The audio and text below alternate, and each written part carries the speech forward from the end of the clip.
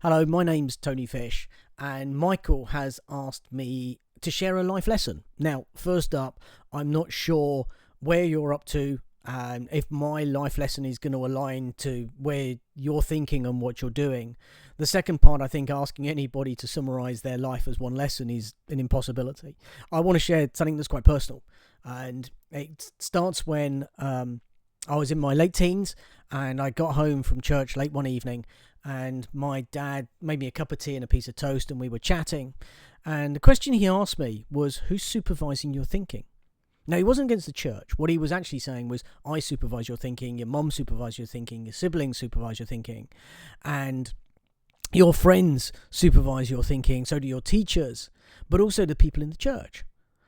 So do you know who's supervising your thinking? And is it actually changing your thinking? Or are you being critical and actually working out, is it your thinking or somebody else's thinking? And it was a great lesson for me, and it made me reflect. The part of it, though, much like Socrates taught us when he was going around asking questions, it's a foundational question. And actually, you can't ask it of yourself. You need a friend who is going to ask the question of you, and you've actually got to explain and unpack it to them. They get to actually really deeply unpack it. But you need a friend who's going to ask you the question. And much like this question, who's supervising your thinking? It's a great one to ask your friends.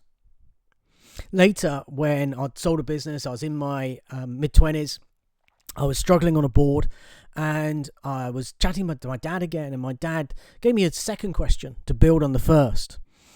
And he said, who's supervising the supervisor? Much like, who's watching the watchmaker? Who is policing the police? Who decides who decides? We have to work out who's supervising the supervisor.